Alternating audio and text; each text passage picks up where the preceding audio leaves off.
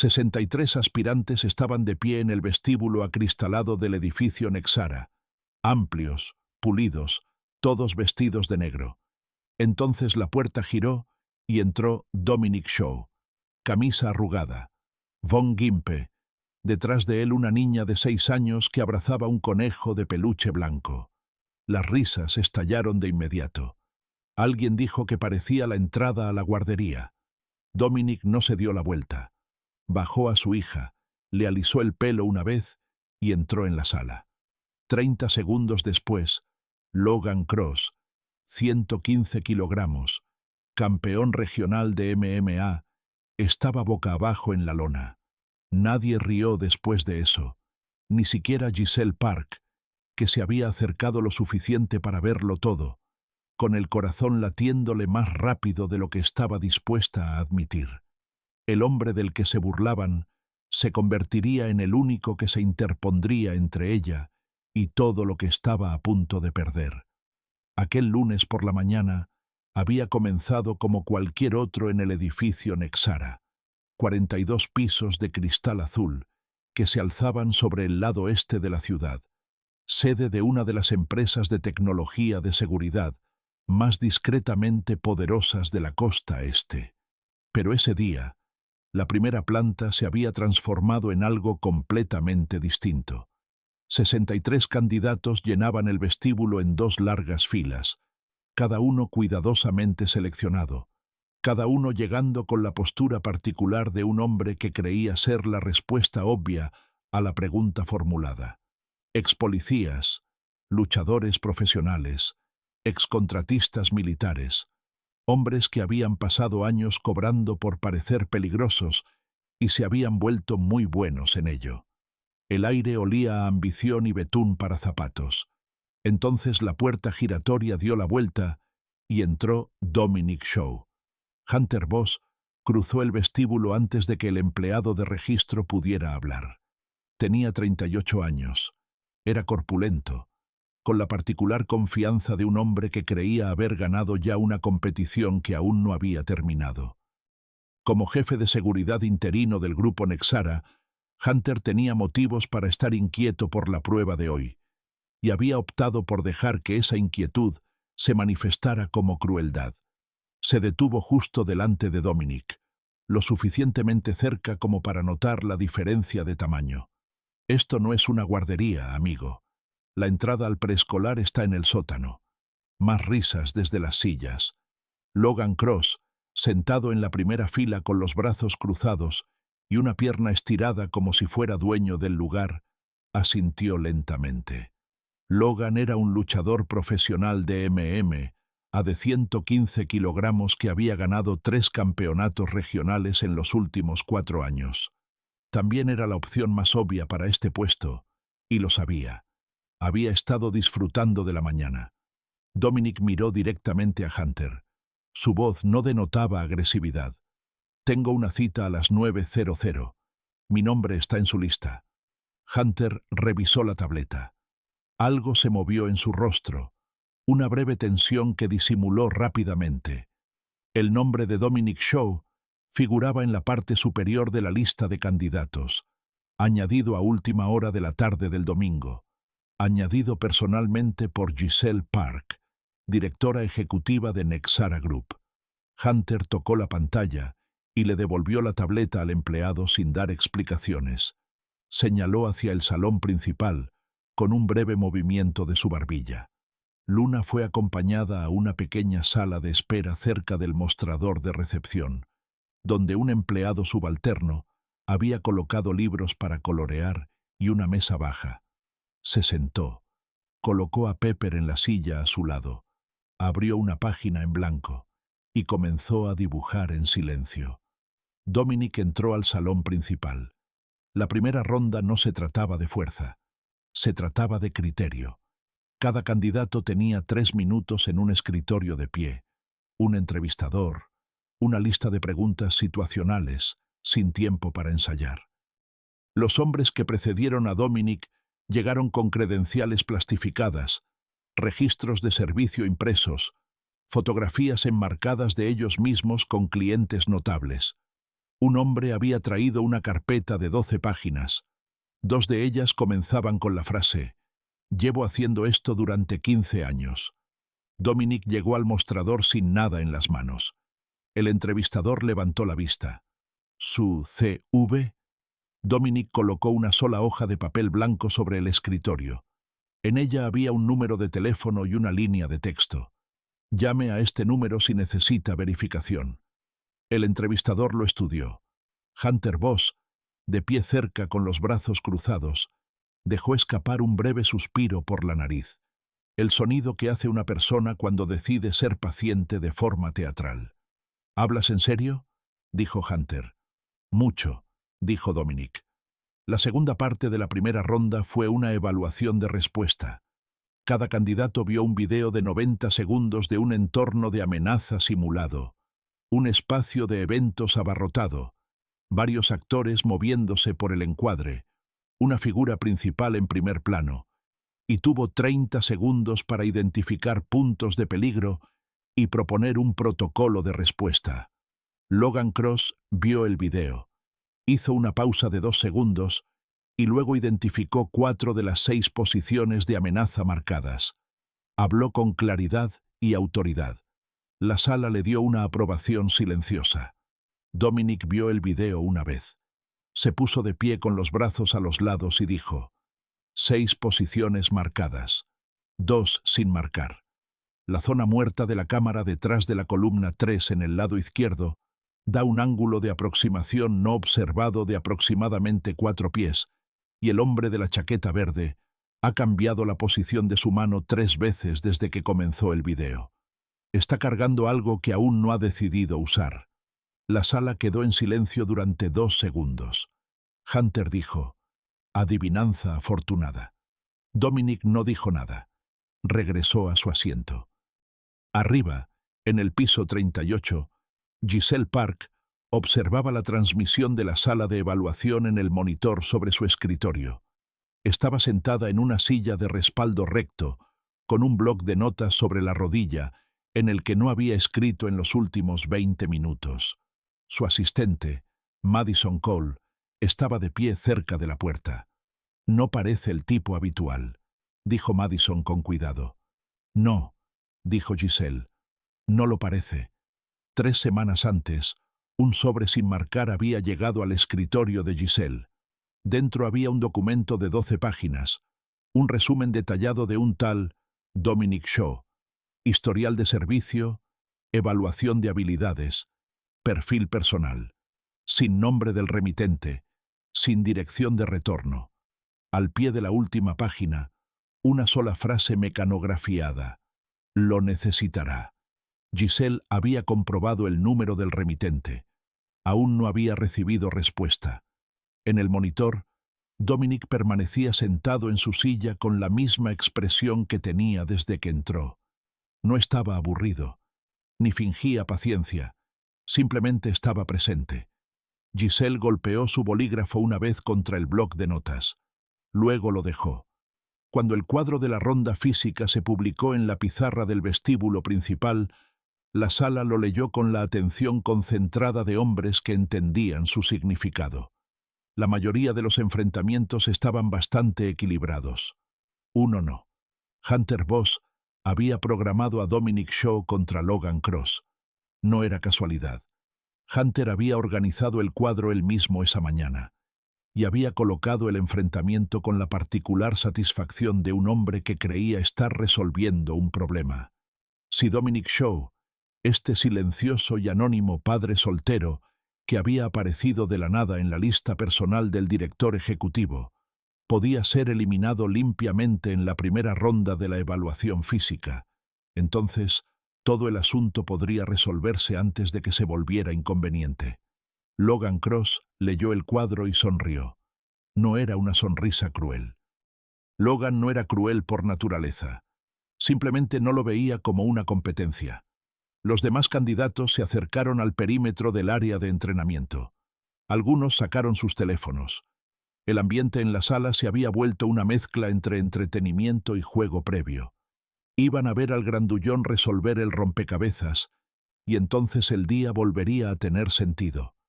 Arriba, Madison se inclinó hacia el monitor y dijo en voz baja: «Giselle, lo han puesto contra Cross». Giselle ya estaba de pie. Se arregló la chaqueta y caminó hacia la puerta. «¿Vas a bajar?», preguntó Madison. «La pantalla es demasiado pequeña», dijo Giselle, y salió al pasillo. Llegó a la entrada de la sala de entrenamiento sin previo aviso, sin escolta más allá de Madison, quien la siguió 3 pasos atrás sin decir nada. En el momento en que Giselle apareció en la puerta, la energía en la sala cambió. La tensión ambiental de los hombres compitiendo entre sí se transformó en otro tipo de atención. Las espaldas se enderezaron. Las conversaciones se interrumpieron a mitad de frase.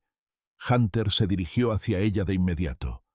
«Señora Park, no hay necesidad de continuar», dijo, mirando más allá de él, hacia la colchoneta. No miró a Logan Cross. Ya lo había evaluado.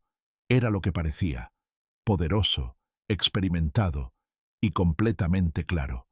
Miró a Dominic. Estaba agachado cerca del borde de la colchoneta, atándose el cordón del zapato izquierdo. No miraba a Logan. No miraba a la multitud. No la miraba a ella.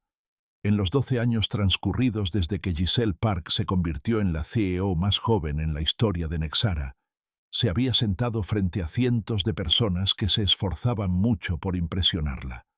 Dominic Shaw era la primera persona en la memoria reciente que parecía no tener ni idea de que valía la pena impresionarla, o simplemente había decidido que era irrelevante. Ese único hecho captó su atención más que cualquier otra cosa que hubiera visto en toda la mañana. Logan Cross giró el cuello, subió a la colchoneta y miró a Dominic con algo que rozaba la generosidad. «¿Seguro que no quieres ceder tu puesto al siguiente?».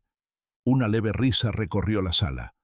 Dominic terminó de atarse los cordones. Se puso de pie.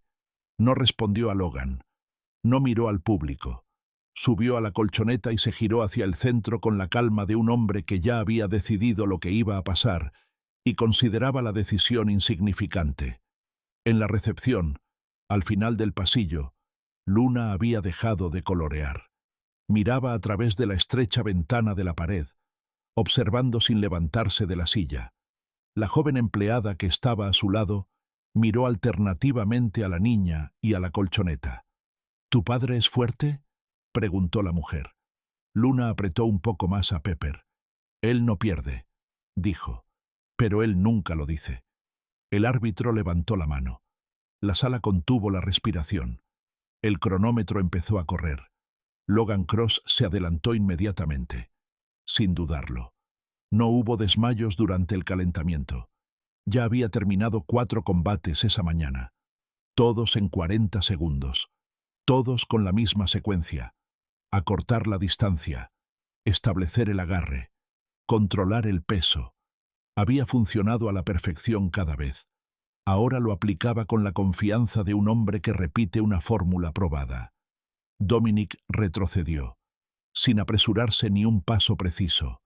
Desplazó su peso hacia el borde exterior de su pie izquierdo, de una manera que redirigió el ángulo de aproximación de Logan en aproximadamente 6 grados. Apenas se notaba. También fue la razón por la que el agarre de Logan se cerró en el aire, en lugar de en el hombro.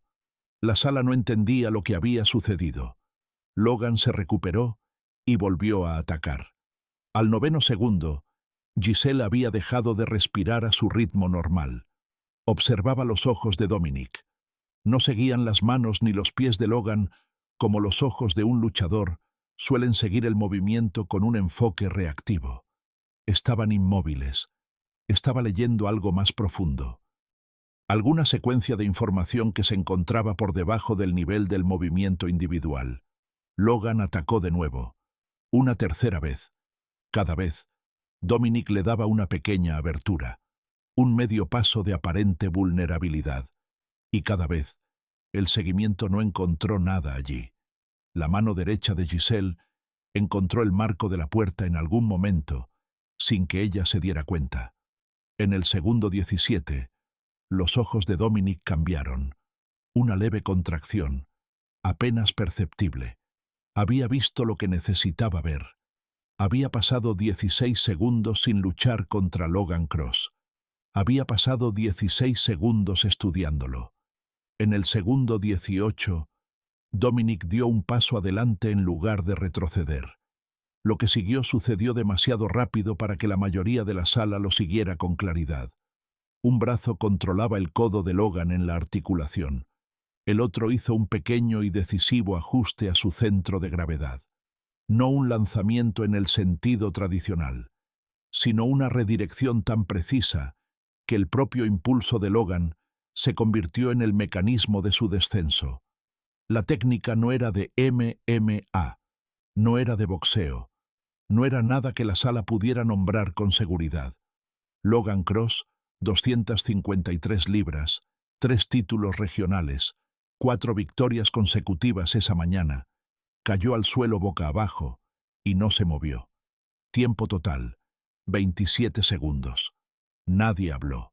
Dominic soltó su agarre, retrocedió y se puso de pie. Su respiración no cambió. Giró las manos brevemente, una comprobación mecánica, nada más, y salió del suelo. Hunter Boss sostenía una hoja de papel. No pareció darse cuenta de que se le había caído de la mano hasta que hizo un pequeño ruido contra el suelo. Los teléfonos que habían sido alzados para grabar lo que sus dueños habían supuesto que sería una humillación breve y decisiva, seguían grabando. A nadie se le había ocurrido detenerlos. Luna apareció en la puerta, habiéndose deslizado de su silla en el momento en que escuchó silencio, en lugar de ruido. Cruzó la habitación hacia Dominic con la urgencia concentrada de una niña de 6 años en una misión. «Papá, ¿ya terminaste?» Dominic se agachó a su altura. La miró a la cara un momento con la atención minuciosa que prestaba a todo. «Listo», dijo. «¿Te traemos un zumo de naranja?» Luna lo pensó seriamente. «¿Con hielo?» «Con hielo», dijo él. Se puso de pie, le tomó la mano y caminó hacia la salida del pasillo. Detrás de él, Logan Cross estaba siendo ayudado a levantarse por otros 2 candidatos que hacían todo lo posible por parecer que esperaban este resultado. Giselle Park estaba en la puerta. Su mano se apartó del marco. Se giró y regresó hacia el ascensor sin decir palabra. Madison la siguió de cerca, y durante todo el pasillo, ninguna de las dos dijo nada. Entonces Madison dijo, muy bajo. Su respiración no cambió. «Lo sé», dijo Giselle. Pulsó el botón del ascensor. Las puertas se abrieron. Entró. Y en algún punto entre la planta baja y el piso 38, reconoció para sí misma, como una observación privada y puramente operativa, que no había visto a ninguna otra persona en esa habitación durante los últimos 7 minutos. Lo llamó antes de que terminara el cuadro. Los otros 62 candidatos seguían esperando en el vestíbulo principal cuando Madison apareció en la puerta y le pidió a Dominic Shaw que la siguiera. Algunos intercambiaron miradas. Hunter Boss se arregló la chaqueta y abrió la boca. Pero Madison ya se había dirigido al ascensor. Dominic la seguía, y Luna estaba a su lado con Pepper bajo el brazo, y nada de eso había sido presentado para su aprobación. El piso 38 estaba tranquilo como suelen estar los edificios caros, no silencioso, sino deliberadamente imperturbable. La oficina de Giselle ocupaba la esquina noreste con ventanales del suelo al techo, que devolvían la ciudad en limpias secciones rectangulares. Los libros estaban organizados por color de lomo. Su escritorio tenía exactamente 3 objetos: un monitor, un bloc de notas y un vaso de agua. Nada decorativo, nada personal. Luna entró, se detuvo y miró a su alrededor con la atención evaluativa de una niña que se tomaba en serio los entornos. «Es agradable aquí», dijo, «pero no hay plantas». Giselle, que había estado observando a Dominic desde detrás de su escritorio, miró a la niña. Pasó un instante. «Lo sé», dijo. Luego volvió a mirar a Dominic, y la conversación sobre las plantas terminó, aunque algo sobre ello permaneció en la habitación. Deslizó una carpeta sobre el escritorio. «Siéntate». Él se sentó. Luna se acomodó en la silla junto a él, abrió una pequeña libreta del bolsillo de su abrigo y comenzó a dibujar sin que se lo pidieran. Giselle preguntó sobre la técnica en la esterilla. Él dijo que provenía de un entrenamiento específico en entornos específicos. No dio más detalles. Ella preguntó por su historial de servicio. Él dijo que estaba en la carpeta que ella ya había revisado. Ella preguntó quién le había enviado el documento de 12 páginas con su nombre. Él miró la carpeta sobre su escritorio. Durante 2 segundos, algo se movió detrás de sus ojos. Un reconocimiento, un cálculo, y luego una calma deliberada. «No lo sé», dijo. Ella lo observó. Decía la verdad. Eso era lo que más le molestaba.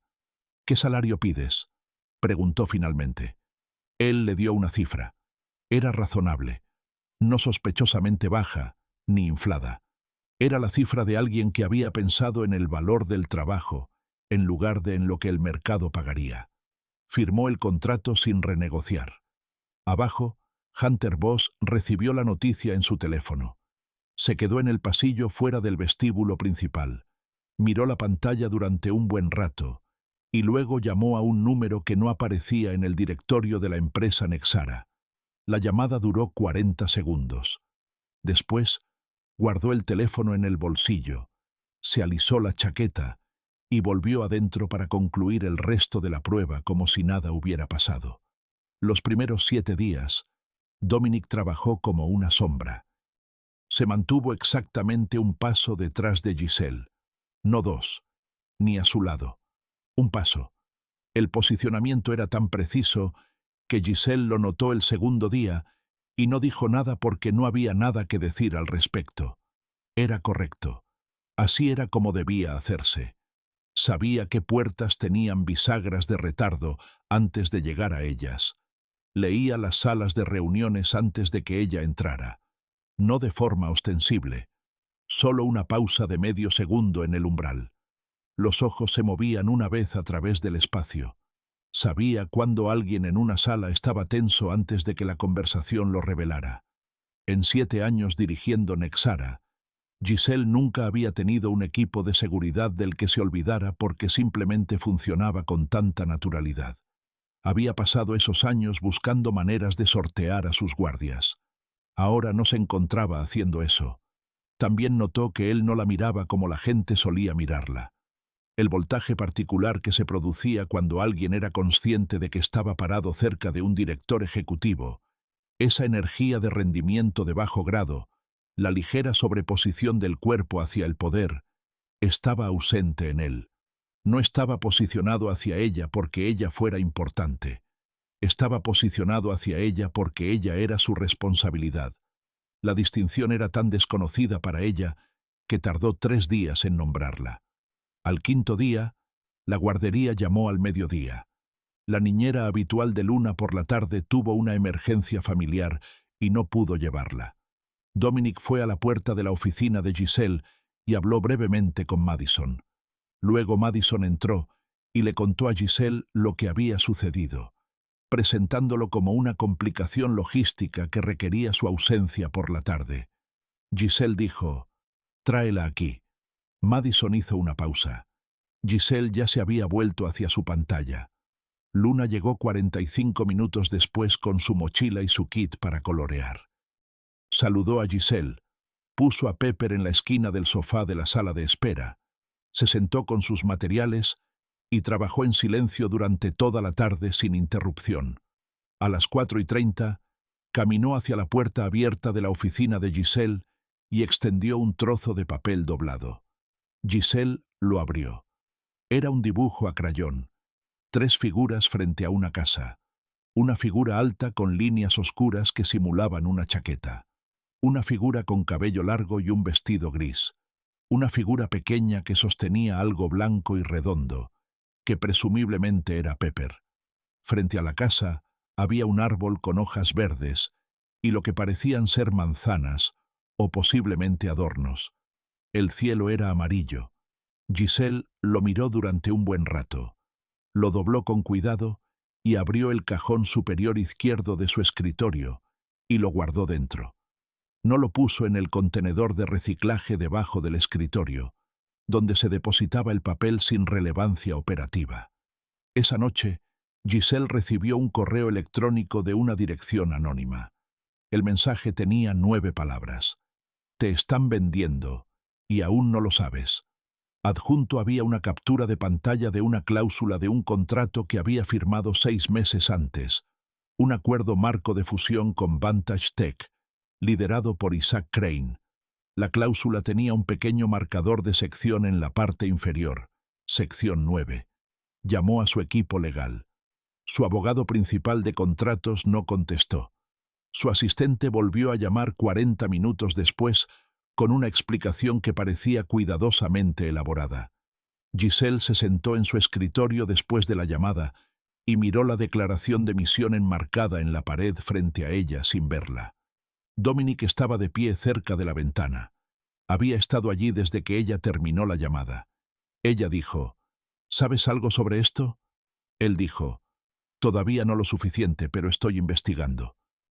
La cena con Isaac Crane estaba programada para el jueves por la noche en un restaurante en el piso 40 del Hotel Meridian, el tipo de lugar donde la iluminación estaba diseñada para que las personas poderosas parecieran cómodas. Crane tenía 62 años. Tenía la benevolencia refinada de los hombres que habían aprendido que parecer inofensivo era una estrategia más efectiva que parecer fuerte. Se puso de pie cuando Giselle llegó. Expresó un placer que sonaba genuino y pidió una botella de vino de una carta que costaba más que el alquiler mensual de la mayoría de la gente. Saludó a Dominic con una breve mirada, la mirada particular de un hombre que acababa de completar una evaluación precisa y la consideró digna de mención. La comida transcurrió por sus primeras etapas con la calidad de actuación de 2 hábiles negociadores que habían acordado disfrutar del espectáculo. Crane habló sobre la asociación Vantage. Usó palabras como sinergia y familia sin pudor. Mencionó 3 de las iniciativas de Giselle por su nombre de una manera que demostraba que había investigado. Luego, durante el plato principal, pronunció las palabras como si no tuvieran carga emocional.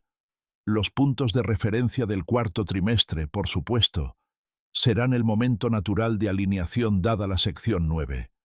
Giselle dejó el tenedor con el gesto cuidadoso de alguien que no permite que sus manos expresen lo que su rostro no expresa. Por dentro, algo se desvaneció y siguió desvaneciéndose. Dijo, por supuesto. Crane sonrió con la calidez de un hombre que creía haber ganado ya. Quiero ser claro, Giselle. No soy un adversario. Simplemente soy pragmático. Lo miró. Agradezco la claridad, Isaac. En el coche después, la ciudad pasaba ante las ventanillas en destellos de luz blanca y ámbar. Dominic conducía. Ninguno de los dos habló durante los primeros 20 minutos. Entonces Giselle dijo, ¿leíste el contrato antes de aceptar este trabajo? La primera mañana, dijo Dominic. La sección 9, la sección 14 y el apéndice C. Una pausa. Ella lo miró reflejada en el retrovisor. ¿Por qué ibas a leer mis contratos? No puedo protegerte si no entiendo el terreno sobre el que estás pisando. Lo observó en el retrovisor. Él miraba la carretera. Tenía una línea de tensión en la mandíbula que no había estado allí durante la cena, lo que significaba que había estado actuando con calma en ese restaurante, como ella lo había hecho, y ella no se había dado cuenta hasta ahora. Esa comprensión se instaló en su pecho y se quedó allí. 3 noches después, el registro de seguridad del estacionamiento subterráneo de Nexara mostraba un lapso de 11 minutos, sin grabaciones, sin código de error que explicara el lapso, solo el lapso en sí, lo cual era técnicamente imposible con el sistema actual, a menos que el lapso hubiera sido creado por alguien que entendiera el sistema lo suficientemente bien como para editarlo. Dominic lo encontró durante su revisión estándar de fin de día. No lo reportó de inmediato. Hizo una copia del registro, cerró el original y se sentó durante un largo rato en la oficina de seguridad del 2º piso, mirando la ventana de 11 minutos. Había pasado 4 años en una unidad de la Delta Force que se especializaba en identificar compromisos de redes internas, situaciones en las que la amenaza no provenía del exterior, sino del interior de una estructura de confianza. Sabía cómo era la arquitectura inicial de una traición. La estaba viendo ahora. Hunter Boss tenía acceso al sistema de cámaras. Hunter Boss tenía un número de teléfono en sus contactos que no pertenecía a Nexara. Y Hunter Boss había estado en el edificio durante esos 11 minutos. Dominic cerró su portátil y comenzó a crear un registro diferente. La conversación sobre Claire tuvo lugar la noche del 12. Luna había empezado a toser alrededor de las 3 de la tarde. Nada alarmante, pero a las 6 tenía fiebre baja y la expresión particular de una niña que lidiaba con su malestar con demasiada determinación. Dominic llegó a la oficina de Giselle a las 6:15 y preguntó con la economía de palabras que lo definía si podía irse a las 7 en lugar de a las 8. Giselle se levantó y cogió su abrigo. Él la miró. «No hace falta». «Lo sé», dijo ella. Su apartamento estaba en el piso 14 de un edificio, a 12 manzanas al norte. Era limpio y pequeño y contenía casi nada que no fuera funcional, excepto un rincón de la sala de estar, que pertenecía por completo a Luna. Dibujos cubrían la pared en una densa galería superpuesta. Los libros estaban apilados en brillantes columnas ordenadas por altura. Una cesta baja contenía una disposición de animales de peluche en un orden que parecía tener su propia lógica interna. Giselle se sentó en el borde de la cama de Luna mientras Dominic iba a preparar sopa a la cocina. Luna la miró desde la almohada con la calma evaluadora de una niña de 6 años que evaluaba si aquella visita iba a decir algo útil. «¿Tienes mamá?», preguntó Luna. «Sí», dijo Giselle. «¿Está por aquí?» «Está ocupada. No nos vemos mucho». Luna lo consideró con la seriedad de un juez que revisa nuevas pruebas. «Mi papá también está ocupado», dijo, «pero siempre está aquí». Más tarde, después de que Luna se durmiera y los tazones de sopa se hubieran enjuagado, se sentaron a la mesa de la cocina con 2 tazas de té. El edificio emitía sus sonidos vespertinos. La ciudad proyectaba su luz contra el cristal de la ventana. Giselle preguntó por la madre de Luna. Dominic guardó silencio el tiempo suficiente para que ella se preguntara si había preguntado algo que no debía. Luego giró la taza una vez entre sus manos y dijo que su nombre era Claire, que había muerto en un accidente automovilístico hacía 3 años, cuando Luna tenía 3, que él estaba en una misión cuando recibió la llamada, que había estado en un transporte a casa en 6 horas, fuera de servicio en 60 días, y que no había regresado. Lo dijo todo como solía hacer la mayoría de las cosas directamente, sin adornos, sin pedir una respuesta en particular. Giselle no ofreció compasión en el orden habitual de las palabras. Reflexionó un momento y luego dijo, «¿Es por eso que siempre te mantienes exactamente un paso atrás?» Él la miró, y por primera vez desde que lo conocía, la expresión de su rostro no era la de una persona que está haciendo un trabajo. Era algo más antiguo y menos protegido que eso. No respondió, pero no apartó la mirada. Por la mañana, llamó al investigador que había contratado aparte de su equipo legal, uno del que nadie en Nexara sabía nada. Le dio el número de teléfono que aparecía en la hoja de papel blanco original de Dominic. El resultado llegó en cuestión de horas.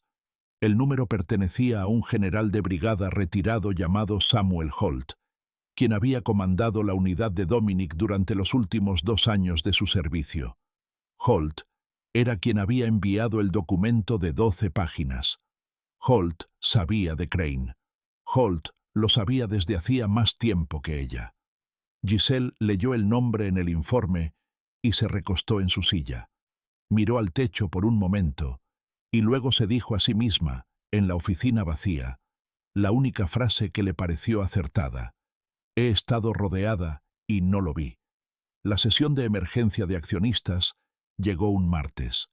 Isaac Crane la había convocado con el lenguaje formal del proceso, una revisión de desempeño, una evaluación rutinaria del cuarto trimestre, una conversación sobre alineación.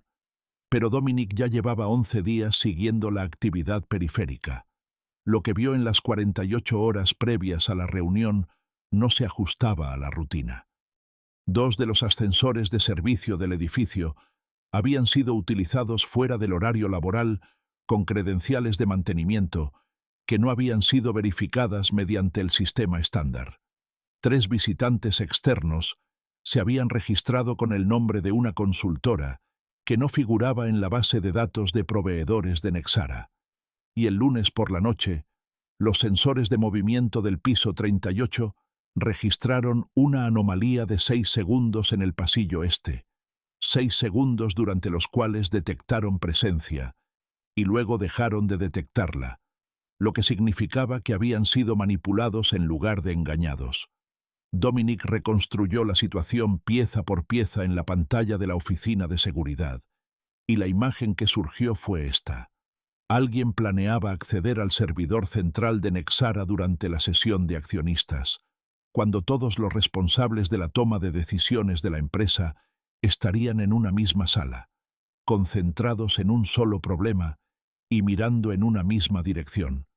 El servidor contenía datos de clientes de 900 cuentas corporativas. En las manos equivocadas, en las horas previas a una transición de liderazgo forzosa, valía más que la propia fusión. Tenía 40 minutos.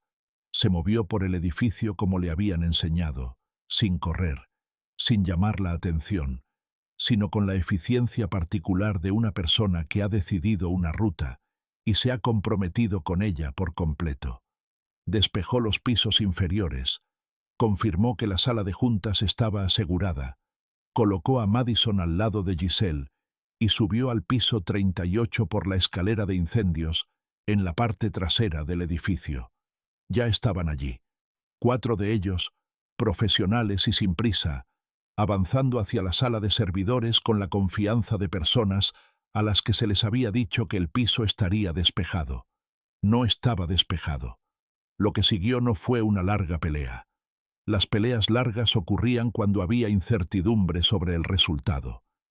Dominic había pasado 7 años aprendiendo a eliminar la incertidumbre lo más rápido posible, y aplicó ese conocimiento ahora con una economía enfocada que no dejaba lugar para la actuación ni la vacilación. Los 2 primeros fueron controlados e inmovilizados antes de que el tercero terminara de procesar lo que estaba sucediendo. El tercero se le acercó por la izquierda. Había anticipado el ángulo desde el momento en que identificó la formación del equipo, y el cuarto, que era el más grande y el más peligroso, duró más. 11 segundos. 4 hombres. Hunter Boss apareció desde el corredor este con un arma de fuego y la expresión impasible de un hombre que había llegado a la parte del plan que había estado ensayando. «Necesito 15 minutos», dijo Hunter. «Retírense y nadie saldrá herido». Dominic lo miró. Su hombro izquierdo había recibido un golpe durante el último intercambio. Nada estructural, pero lo sintió. Lo archivó y siguió adelante. «No tengo 15 minutos», dijo. El enfrentamiento fue breve. Hunter era hábil y decidido, pero operaba con la lógica de la amenaza, y Dominic con la lógica de la necesidad. Y la necesidad tiene una ventaja particular en espacios reducidos. Cuando el sonido de pasos en la escalera de incendios anunció la llegada del equipo de seguridad del edificio 2 minutos después, Hunter Boss estaba sentado contra la pared con las manos inmovilizadas y una expresión de resignación que, bajo la superficie, contenía la vergüenza específica de un hombre que había apostado por el resultado equivocado. Abajo, en la sala de juntas, Giselle Park estaba sentada a la cabecera de la mesa con 31 accionistas y un tal Isaac Crane frente a ella. Había recibido la actualización de Madison 60 segundos antes a través de un auricular. La había asimilado, procesado y vuelto a su configuración habitual. Crane había estado hablando. Lo dejó terminar su frase. Luego dijo: «Esta sesión tendrá que posponerse. Las autoridades explicarán los motivos en los próximos minutos. Dejó pasar un instante y luego miró a Crane con la mirada directa de alguien que había terminado de ser diplomático. La sección 9 también será impugnada bajo la cláusula 22b, que prevé la anulación en casos de fraude documentado por parte de los socios. Tengo la documentación. Crane permaneció muy quieto. He estado preparando el expediente, dijo, durante 8 días. El hospital no era donde Dominic había planeado terminar su martes. Rechazó la primera ambulancia con la misma energía que dedicaba a casi todo lo que no necesitaba. Giselle lo recibió en el vestíbulo del edificio Nexara, mientras la policía terminaba su procesamiento inicial de la escena. Observó su hombro izquierdo y el estado de su camisa, y simplemente dijo, «Yo conduzco». Él comenzó a decir algo. Ella levantó las llaves. En el mostrador de admisión de urgencias, dio su nombre y la información de su seguro de memoria. Había revisado todos los expedientes del personal el fin de semana siguiente a su contratación, un hecho que no le había mencionado. La enfermera de admisión la miró, luego a Dominic, y después de nuevo a ella con una diplomática ausencia de prejuicios. En la sala de exploración, mientras esperaban al médico de guardia, Giselle cogió la gasa del estante de suministros y empezó a curarle la herida del antebrazo. Lo hizo sin pedir permiso, lo que a él le pareció notable. «¿Sabes cómo hacer esto?», preguntó. «No», respondió ella, «pero aprendo rápido». La observó trabajar un momento y no dijo nada más. Luna llegó 35 minutos después acompañada de Madison, que había llamado a la niñera y luego había venido en coche cuando ésta no contestaba. La niña entró por la puerta con Pepper bajo el brazo y recorrió la distancia entre la puerta y la cama de su padre en unos 4 pasos. Le cogió la mano un momento sin decir nada, lo que le reveló a Dominic más sobre lo que había estado sintiendo de camino que cualquier palabra. Entonces, Luna miró a Giselle con la cuidadosa evaluación que aplicaba a las preguntas importantes. «¿Es la señorita Park la razón por la que papá se lastimó?», preguntó. Dominic dijo, «No. Papá se lastimó por lo que su trabajo requería que hiciera». Luna lo consideró. El razonamiento era aceptable. Se volvió hacia Giselle, y lo que vio en el rostro de la mujer pareció responder a alguna pregunta adicional, que no había formulado en voz alta. «¿Puedes quedarte?», preguntó Luna. «No quiero que papá esté solo cuando se lastime». Giselle miró a Dominic. Él observaba la pared sobre la cama con la atención concentrada de alguien que hubiera decidido estudiar la pintura con mucho cuidado. Acercó la silla junto a la cama a la pared y se sentó. «De acuerdo», dijo. A las 11 de la noche, el pasillo estaba casi en silencio. Luna dormía en el banco de la sala de espera junto a la pared opuesta, con la cabeza apoyada en la chaqueta de Giselle. Pepper cabía en el espacio entre su barbilla y su pecho. Giselle permanecía sentada sin moverse, con la mano apoyada suavemente en el borde del banco, cerca del hombro de la niña. Dominic estaba de pie en la puerta de la sala de exploración, con el alta, pero aún no se había ido. Su hombro había sido vendado correctamente. Llevaba una camisa limpia que Madison había recuperado de su apartamento, junto con las cosas de Luna. Se quedó en el umbral y los observó a los dos bajo la luz amarilla del pasillo, sin decir nada durante un buen rato. Giselle levantó la vista. Ninguno de los dos dijo nada. La ciudad emitía sus frecuencias habituales fuera de la ventana al final del pasillo. Sirenas a lo lejos, el bajo armónico del tráfico, el ruido anónimo de un lugar que no se detenía ante emergencias comunes. Dominic volvió a entrar y se sentó en el borde del banco al otro lado de Luna, de modo que la chica quedó tumbada entre ellos con Pepper ocupando el centro lógico. Al cabo de un rato, Giselle dijo en voz baja. Luna añadió algo al dibujo. Él esperó. «El que me dio la semana pasada», dijo ella. «Lo tenía en mi escritorio. Ella entró esta mañana antes de que yo llegara y añadió algo». «¿Qué añadió?» «Un árbol», dijo Giselle. «Delante de la casa». Dominic guardó silencio. La luz del pasillo emitía un sonido bajo y uniforme sobre ellos. Luna respiraba con el ritmo lento y constante de una niña que confiaba plenamente y sin reservas en que el mundo a su alrededor era seguro. Por primera vez en todo aquel largo día que amanecía, por primera vez, quizás, en mucho más tiempo, la comisura de los labios de Dominic Shaw se movió. Fue leve, fue silencioso, fue sin duda un comienzo.